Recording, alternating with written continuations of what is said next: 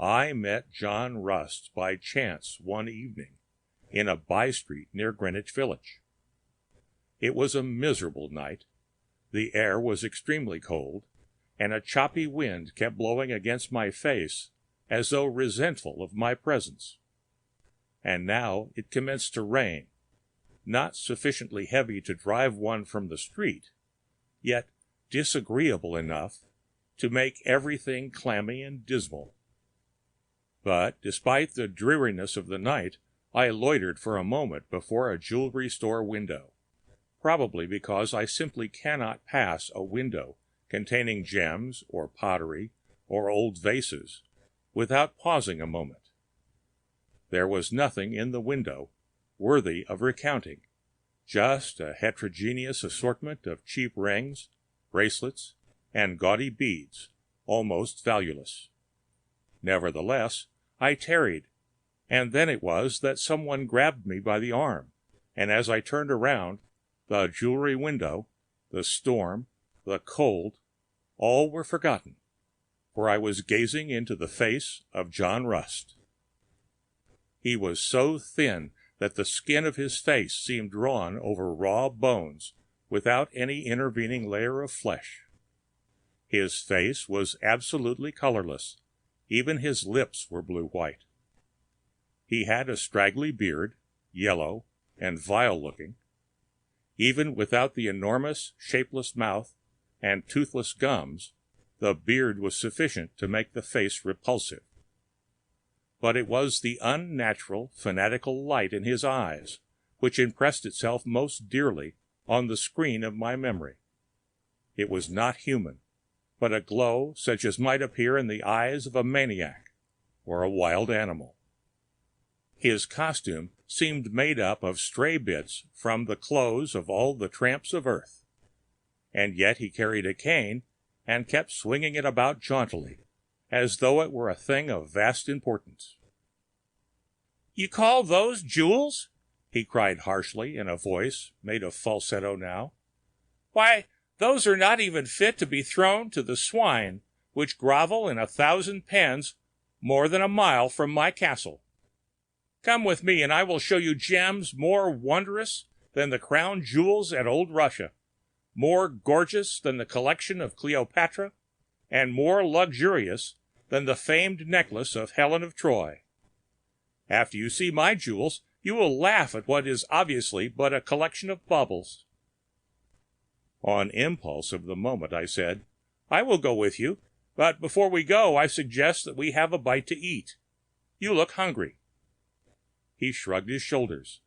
"This day," he cried, "I have drunk 3 pearls melted in golden goblets of rarest wine. But if you wish to out, I will go with you. All the restaurants near here are mine." So we went to Massimo's chop house and ate, but what we ate I cannot recall. As we passed out, John Rust grew quite angry because I paid the check. "That was foolish," he stormed. "For did I not tell you I owned the restaurant? Tonight I want you to be my guest." He led the way through a labyrinth of alleys and narrow streets. "I live apart from the howling mobs," he told me, "so that my sleep will not be disturbed. Each morning I am awakened by a lad as lovely as Narcissus, who plays an anthem of the sun on a harp wrought of gold and platinum, and set with 133 pink diamonds. At the top of the harp is a single square blue diamond of 40 carats, the finest in the world. It represents the morning star. The strings of the harp are the rays of the sun. The pink diamonds represent the individual kingdoms over which I reign." As he spoke, we came to a hole in the ground, a filthy, ancient cellar. I must confess that I had a twinge of terror as I followed John Rust down a flight of slippery stone steps, more treacherous and steep than the facade of Gibraltar. Something, I know not what, scampered across my feet and went screeching off into the blackness which engulfed us like the shadows in the tomb of recent death. I could hear John Rust fumbling about, and after an eternity of waiting, he struck a match and lighted a candle. As he did so, he cried, "Behold my treasure chamber!" By the dim light of the candle, which made the silhouette of John Rust dance on the wall like the capering of a fiend, I glanced about me. The cellar was absolutely unfurnished, unless the cobwebs of a century could be classed as drapery. Down the stone steps the night rain dripped monotonously. "Look!" fairly shrieked John Rust. "Look at those diamonds, sapphires, carved jade, rare corals, tourmalines, emeralds, and glorious lapis lazuli. Has ever mortal man gazed on a finer collection than this? Here is more wealth than even Midas dreamed of. The Gakwar of Baroda, by comparison with me, is without jewels. The Dalai Lama of Tibet is a pauper when the light of my wealth shines upon him. All the treasures of Rome are insignificant when held parallel to mine. The Incas of Peru owned less than I divide in a single year among the poor." He clutched at the bits of ashes, coal, and pebbles which were filing through his fingers, the wealth which the gods had lavished on him so prodigiously. "Tell me," he cried hoarsely, "are your eyes not blinded by the brilliance of my stones?" "My surprise at what you tell me is acute," I declared truthfully. "I can scarcely find words to express my thoughts." "Don't try," said John Rust grandly. "The greatest rhetoricians the world has ever known have never invented words even to suggest their true magnificence. Nor is this treasure all I possess. I own the world. Every castle of Rome or Venice is mine, every pasture of England, every moor of Scotland, every city in America, I own. Come," he ended abruptly, "come with me, and I will show you my private bath, a pool such as Mark Antony or the mighty Caesar never dreamed of." It must be confessed that I sighed with relief as he led the way up the worn stone steps again. It was good to be out in the open air once more, even though it was raining as heavily as when Noah set sail. John Rust led the way back in Washington Square to a fountain in the center of the park. "This," he explained, "is my bath, shaded by myrtle trees and palms, and in the heart of a grove where 10,000 songbirds sing. Among the 7 wonders of the world is nothing to equal this.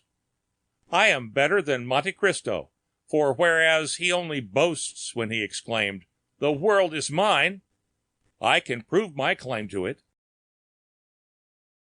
During the days that follow, I met John Rust several times, and although I cannot say that he remembered me, he nevertheless talked to me, which is really all he desired. He believed that all the people in the great city were his slaves, and this misconception was the direct cause of his undoing. While his eccentricities flowed in a harmless channel, he was unmolested, but one day he struck one of his subjects with his scepter. The scepter was a strong oak cudgel, and the subject in question was a huge, stalwart iceman, who strenuously objected to being disciplined. He raised such a din that 2 policemen were necessary to quell his personal riot. After chaos had ended, the iceman continued on his rounds, but John Rust was detained until the police patrol arrived. He believed it was a chariot of gold, and that the crowd gathered around had come to envy Caesar. And so he climbed in as majestically as though he were about to proceed to the Colosseum as the supreme guest of the populace on a fête day. In the course of weeks, a great brain specialist, because he was interested in the case, examined John Rust and asserted that he could successfully normalize by a simple operation. He went on to explain about the pressure of the bone on some vital spot in the brain, the removal of which would ensure the return of rationality. The operation was successfully performed, and eventually John Rust was turned out of the hospital, a withered, broken old man, entirely cured. He went back in his cellar. The first thing he intended doing was to sell his jewels and deposit the money in a reliable bank, for he still retained the memory of his jewels, although the hallucination that he owned the world was entirely blotted out of his memory. So he returned to his cellar only to find heaps of worthless stones and ashes. He shrieked in his anguish. He had been robbed of all his jewels. For a moment it seemed doubtful that his new-found sanity could stand the surging flood of his ravings. All his enormous wealth had vanished like the essence of a dream. Now life contained nothing for him. He had neither relatives nor friends. He had lived in his dungeon for more than 10 years. No one knew from whence he had come. For hours he sat, perhaps even days, moaning and wailing, as awful as any woman for a lost child. Months later they found him dead one morning in his cellar, lying face down in the ashes. He had died of grief, in abject poverty, this man who had once owned the world and had 10 million slaves.